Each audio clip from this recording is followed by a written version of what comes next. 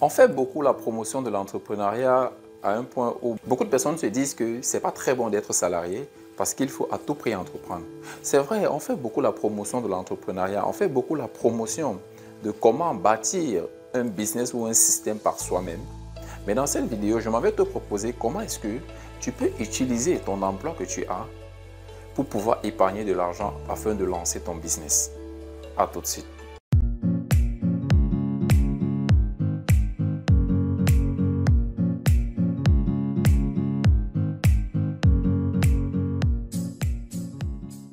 Salut à toi, bienvenue sur le Réveil de l'Afrique. Je suis Olivier Dongué, votre humble serviteur. Ici, je suis là car je suis convaincu que l'Afrique peut retrouver sa puissance, son potentiel qu'elle avait auparavant et qu'ensemble, on peut relever le niveau de ce continent qui a absolument besoin de chacun de nous pour montrer sa splendeur. Pour ce faire, si tu veux rejoindre le navire qui est déjà en chemin, la première, c'est de t'abonner à la chaîne, d'activer la cloche de notification pour toujours recevoir en priorité nos nombreuses futures publications. Et la seconde, c'est d'aller directement dans la barre de description, prendre ce petit cadeau qui t'est offert. C'est un petit livret intitulé « Les 7 raisons de croire au réveil de l'Afrique ». Avec ça, je suis sûr qu'on aura de quoi s'armer pour avancer. Dans cette chaîne, on parle de business, on parle d'entrepreneuriat, on parle de l'Afrique, on parle du bonheur, on parle de succès. On parle de tout ce qui va nous aider à grandir et à faire briller l'Afrique. Aujourd'hui, on va parler d'un concept que les gens se disent un peu tabou, parce qu'on fait beaucoup la promotion de l'entrepreneuriat, on fait beaucoup la promotion de bâtir un système par soi-même. Cela fait en sorte que parfois on est un peu incompris. Quand on fait la promotion de l'entrepreneuriat, ce n'est pas pour dire de ne pas être employé. Ce n'est pas pour dire de ne pas travailler pour quelqu'un. Ce n'est pas pour dire que tu ne peux pas commencer chez quelqu'un. Vous comprenez un peu? En fait, dans cette vidéo, je prends cette vidéo particulièrement aujourd'hui déjà pour te montrer comment tu peux faire un bon épargne en étant salarié. Comment tu peux faire un bon épargne en travaillant pour quelqu'un, en te préparant pour ton entreprise future. Et sans plus tarder, je vais dire, ça dépend déjà des charges que tu as. Parce qu'il n'y a pas de calcul magique, il n'y a pas de chiffre magique. Ça dépend vraiment des charges que tu as. Il y a des personnes qui sont seules. Il y a des personnes qui sont mariées, il y a des personnes qui ont des familles, des petits frères, il y a des personnes qui ont toute une grande famille à gérer. Le pourcentage d'épargne ne peut pas être le même. Tout ceci doit être vu cas par cas.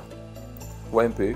Déjà pour des personnes qui sont seules, pour des personnes qui n'ont encore personne en charge, je vous conseille vraiment d'épargner au maximum. Je ne vais pas vous dire d'épargner le 10% ou le 15%, non les amis, ça c'est vous mentir. Vous devez épargner. Si tu peux épargner même 80% de ton salaire, fais-le. Ne t'asphyxie pas juste, parce que l'idée, ce n'est pas qu'on s'asphyxie et de jouer au malheureux pour on est en train de garder l'argent. Non, ce n'est pas ça.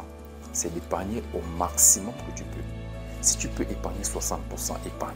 Si tu peux diminuer les charges que tu as, les charges fixes, c'est-à-dire ton loyer et tes dépenses quotidiennes ou alors mensuelles, si tu peux diminuer, sans toutefois entrer dans la limite, quoi, vous voyez un peu, tu le fais, mais épargne au maximum ce que tu as.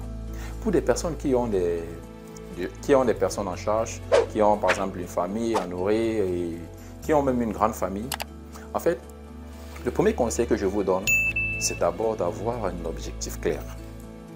Vous comprenez un peu? C'est d'avoir un objectif très clair. Parce que si tu n'as pas un objectif, à peine ton salaire arrive, ça va partir. Tu dois avoir déjà un objectif clair, précis et concis, avec un deadline, une date limite. Tout cela va te permettre d'être très fort dans ce que tu fais. Ça va te permettre d'être très fort dans ta planification. Ça va te permettre de te pousser pour pouvoir atteindre cet objectif. Dis-toi que tu veux atteindre tel montant en un an. Dis-toi que par exemple, tu vas atteindre peut-être 10 millions, 100 millions, 200 millions. Donne-toi un montant, n'aie pas peur.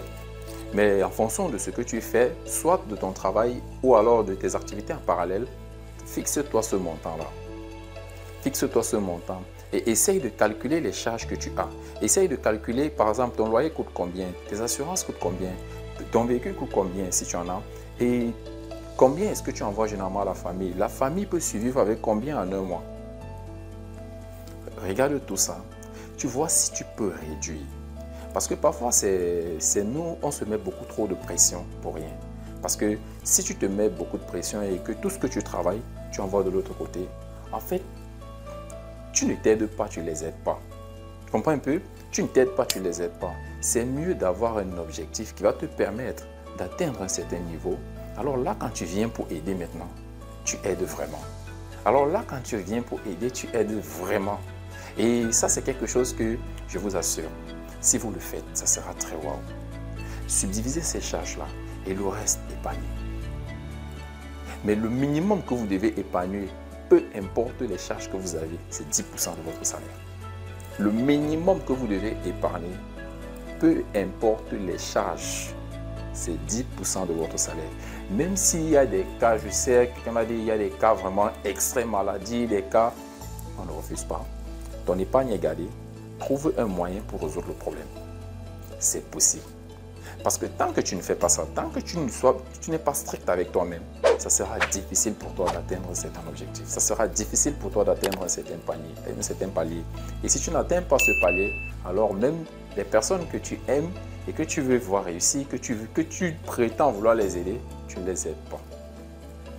Tu les aides véritablement pas. En fait, je pense que c'est très important et c'est quelque chose qu'on doit commencer à cultiver dans notre communauté. C'est quelque chose, on dit généralement, n'épargne pas ce qui te reste après les dépenses, mais dépense ce qui te reste après l'épargne. Comprenez un peu? C'est très important.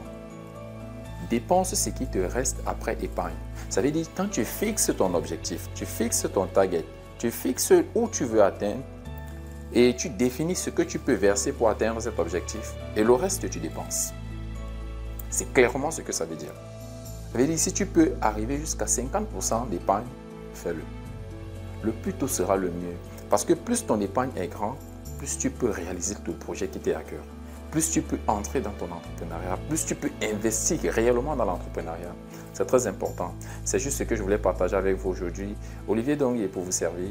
J'espère que ça va vraiment vous aider parce qu'il faut qu'on commence à épargner pour pouvoir aller très loin. Je vous aime très fort. À très bientôt.